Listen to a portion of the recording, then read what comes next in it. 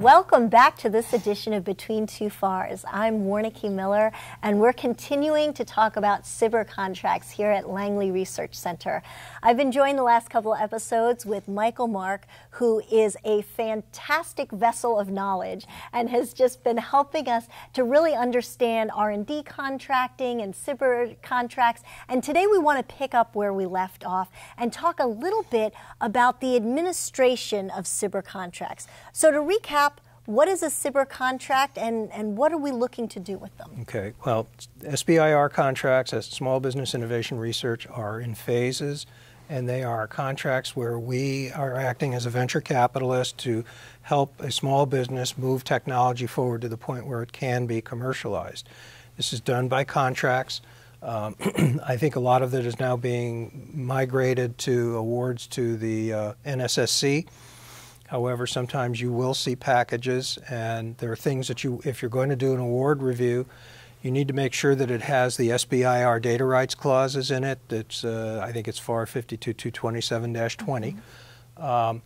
And you're going to see a package. You want to see, obviously, a contract document. You want to see a proposal.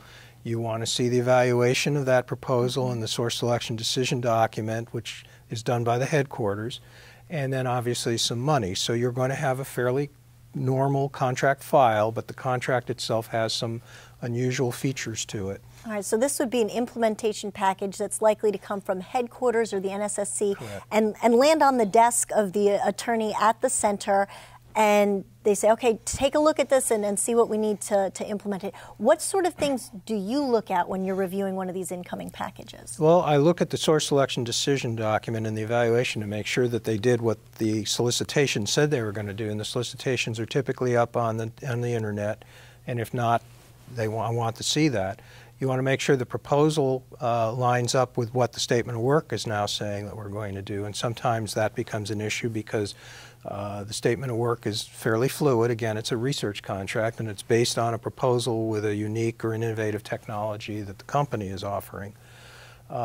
Obviously, you want to see that the contract is set up correctly and that all of the documentation is there, the money is there, things of that sort. And once you've done that, then it should be good to go. Right. Now, during the administration process, what sort of things might come up during the life of a SBIR contract? And I'm talking about fraud.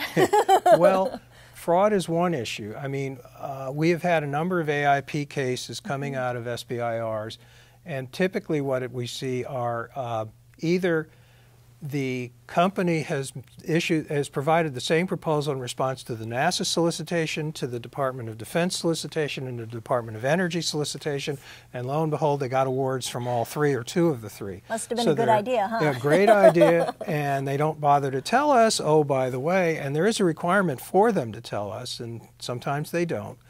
So that becomes a problem because eventually we do find this out, if nothing else, through the audit process. Another is that sometimes we've had instances where a lot of these are companies, they're one-man companies, and they're professors at universities, and they don't really have resources. What they're doing is they're using the university's lab or resources without telling the university. And we often find that out, and we will ask the university, are you aware of this? And the answer is no. And that can get the IG fairly excited too. So those are two classic examples of what we have seen. We've had a number of AIP cases that have gone to prosecution. NASA has recovered several $1 million through those processes, and that money will come back to the centers for use on other programs, SBIR programs as well. The other issue that you have to be sensitive to is data rights, because the data rights are different for an SBIR contract than they are for the more traditional types of research contracts because of the small business. And whereas NASA is typically a taking agency, that is, we get title to inventions, we don't do that under Stevenson-Weidler or under the Bayh-Dole Act, and small businesses get the right to elect title, but in SBIRs, the invention belongs to them anyway, and we have very limited rights in that, and I know there's been discussion of that in other episodes of Between Two FARS. So that's something you also need to be aware of, and you need to talk to your patent counsel about that because they are very tuned into these kinds of things. Terrific. So keep in mind, if you've got a SBIR contract landing on your desk, keep a close eye on IP rights and work closely with your patent counsel.